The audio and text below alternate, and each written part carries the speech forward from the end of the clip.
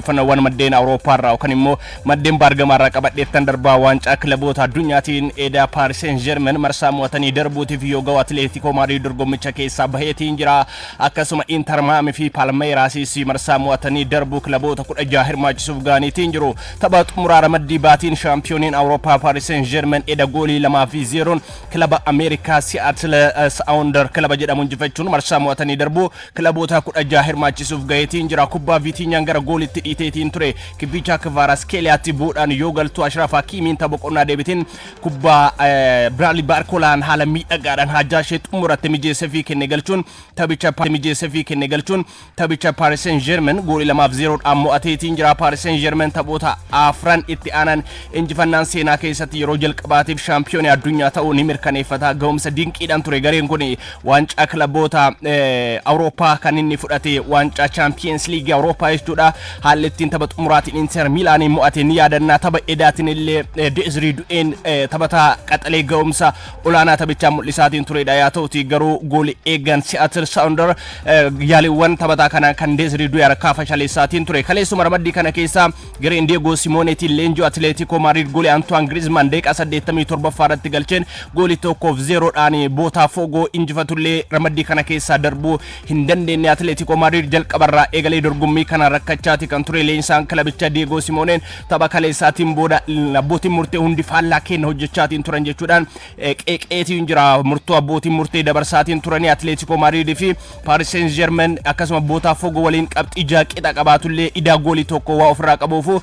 gareen Diego Simonee kun osoo hin darbin ramaddii kana keessa hafeetiin jira ramaddii baa kanarraa qabxii 6 fi kuufama goolii 5 kan qabu Paris Saint-Germain sadarkaa tokkoffaa qabxii 6 fi goolii tokko kan qabu kilabiin Brazil Botafogo nammoo sadarkaa lammaffaadhaan marsaa mo'atanii darbuutiif gaaniitiin jiru waancaa kilaboota addunyaa ramaddii aatiin edaa taphatameen Palmeiras fi Inter Miamiin marsaa mo'atanii darbuutiif gaaniitiin jiru taphoota ramaddii barii kana xumuramanidha taphoonni kunneen taphoonni lachuuyyuu qixaane kan goolabamanii tapha goolii 8 keessummeessan bakka bu'aan Afrikaa alhaaliin Porto waliin goolii 4 qixa kan isaan xumuranii taphni kun baay'ee hawwataa ture alhaaliin yoo galchu Porto irra deebiidhaan galchaatiin ture gooliidhaan 1-0 dhaan alhaaliin irra deebiidhaan hanga goolii 4 fi 3 dursutti garaagarummaa goolii 1-0 tiin kan isaan dursaatiin turanii boodarra garuu Portoon qixxaateetiin jira tapha kanaan Wisaan Abu Aliin goolii 3 galchuudhaan alhaaliidhaaf haatirikii yoo hojjetu Muhammad Ali Ben Ramadaaneen goolii 1 galcheetiin jira Rodrigo Mora akkasuma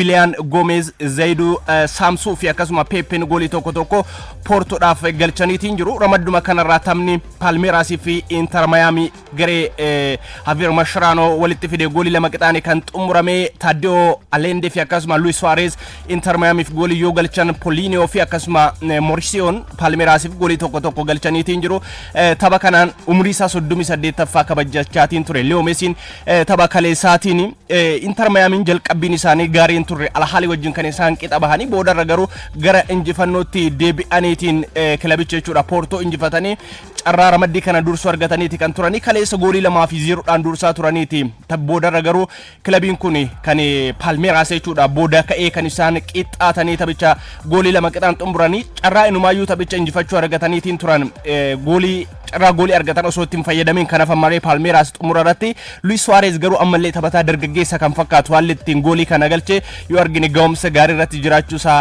argineetiin jira ramaddicharraa Palmeiras fi Inter Miamiin wal qabatanii qabxii 5 qixaan yoo darban Palmeiras kuufama goolii lama waan qabuuf sarkaa tokkoffaadhaan kan darbe marsaa mo'atanii darbuutiin Inter Miamiin Paris Saint-Germain darbii Braziliin ammoo Palmeiras Botafogo wajjin kan isaan taphatanii Leo Messi faallaa Paris Saint-Germain ta'eetiin kan morkatuudha kan ta'u Javier Mascherano leensaan amma Inter Miami leensaatiin jiru taphattoota kan dura Barcelona keessa turan qabateetiin faallaa Luis Enrique ta'uudhaan kan isaan morkatanii kanas ta'e san garuu waancaan kilaboota addunyaa kun morkiiwwan akkanaati kan inni keessummeessaatiin jiru har'a ramaddii caarraa Bayern Munich Benfica wajjin Boca Juniors Auckland City wajjin kan morkatanii Bayern Munich qabxii 6 qabatee dursee darbu mirkaneeffateetiin jira Benficaan qabxii 4 qaba Boca Juniors qabxii 1 kan qabu Auckland Cityin kilabiin New Zealand kun ammoo hanga ammaatti qabxii 1 qabu ramaddii kana keessa dursee gaggeeffamu kilaba mirkaneeffateedha.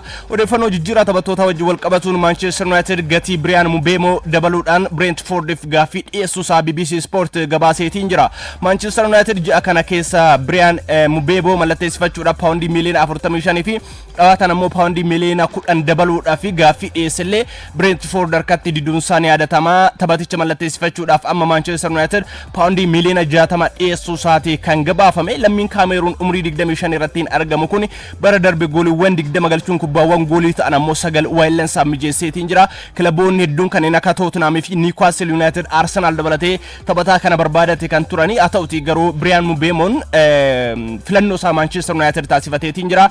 Gareen Ruben Amorim leenjii Manchester United amma jijjiirraa taphataa kanaatiif paawundii miliyoona 60 dhiyeessaniiti kan jirani. Kanaafuu jiran taphataa kana xumuramaa fi eeggamaatiin kan jiru ganna 26 irratti argama. Taphataa baay'ee dargaggeessa. Dhaggeeffattoonni keenya danuun keessan Brentford keessatti ni beektu. Muluudha mataan isaa taphataan kun taphataa umuriidhaan buleessa kan fakkaatu dargaggeessa garuu umurii 26 irratti kan argamu. Tariitii Manchester United taphataa kanarraa danuu fayyadamuu akka danda'udha eeggamaatiin kan jiru. Bara dorgommii darbee taphattoota goolii danuu Premier League England galchan keessa Mohamed Salah fi Alexander Isak qofa taphattoota kanneen akka Haalandiin qofa kan isa caalanii gooliiwwan 20 galchuudhaan kan inni xumure.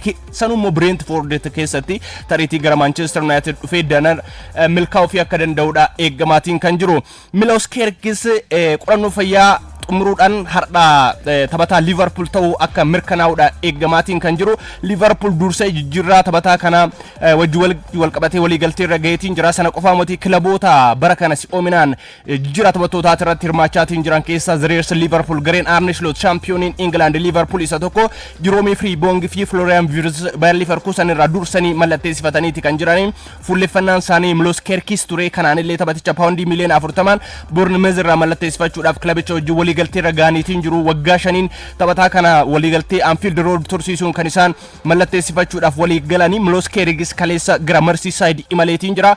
Qorannoo fayyaa xumureetiin har'a taphataa Liverpool ta'uunsaa ni mirkanaa'aa fi eeggamaatiin kan jiru. Umrii 21 irratti argama. Taphataan kun lammii Hangaariitti Sarbiyaatti kan inni dhalate. Ittisa bitaa fi mirga irratti taphachuu danda'a. Taphataan kun taphoota 38 Premier League England bara dorgommii darbee Brentford tajaajileen gooliiwwan 2 galchee kubbaawwan goolii ta'an 6 ammoo waayillansaaf mijeesseetiin jira. Liverpool waggoota darban Trent Alexander-Arnold fi Andrew Robertsoniin sararri qarqara bitaa fi mirgaa kilabichaa kan qabameetiin ture. Amma Arne Slot kana haaromsuu waan barbaadanidha kan fakkaatu. Arnoldin gara Real Madrid deemeetiin jira. Andrew Robertson illee kilabicha galakkisuu danda'a fi kan eeggamaatiin jiru. Isa qofaa miti Costa Simicasisi amma garuu Milos Kerkis qorannoo fayyaa xumuruudhaan taphataa Liverpool ta'uudhaaf yookaan immoo ifoomu qofu kanaaf waan ta'eef kilabichi waa'ee taphataa kanaa xumureetiin jira. Liverpool Jiriilii Konsaa gurguruudhaaf illee Bayer Leverkusen wajjin waliigaltee raggaa'uun isaa himameetiin jira. Jiriilii Amorim Konsan lammii England ganna 21 irratti argamudha. Taphataa sarara ittisa jidduutii 2023 irraa jalqabeeti garee jalqabaa Liverpooliif kan taphachaatiin jiru. Taphoota 58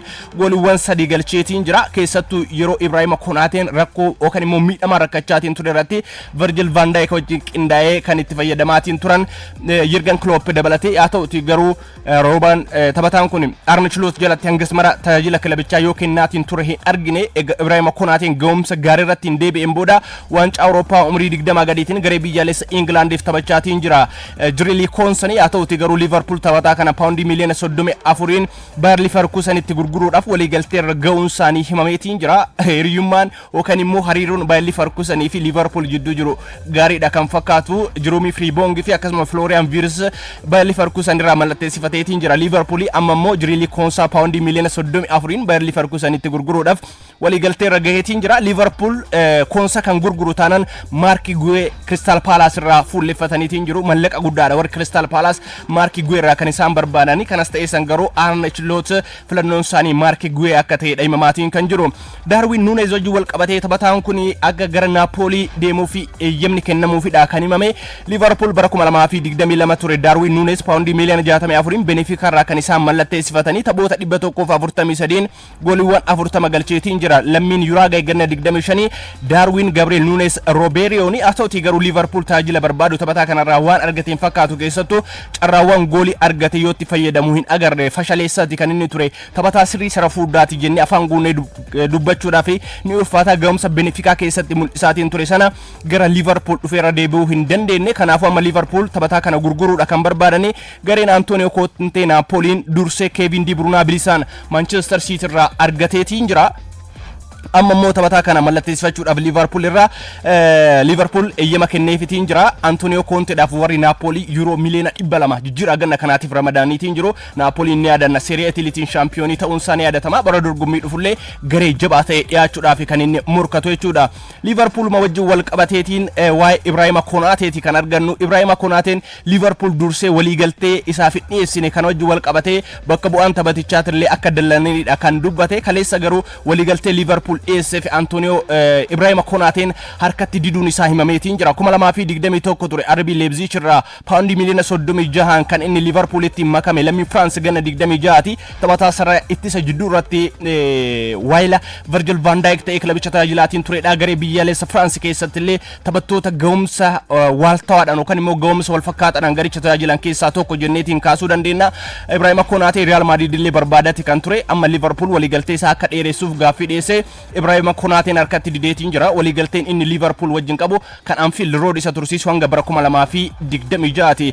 Ansu Fatiidha kan argannu itti aanseetiin gara Monaco deemuu akka danda'udha. Taphataan kun kan himamaatiin jiru Barcelona fi Monacoon jijjiirraa Ansu Fati irratti haasa'aa jiraachuu isaaniiti kan himame. Barcelonaan jijjiirraa ganna kanaatiin taphattoota danuu galakkisuu akka danda'udha himamaatiin kan jiru. Waliigalteen Ansu Fatiin Barcelona wajjin qabu hanga bara 2027 isa tursiisa.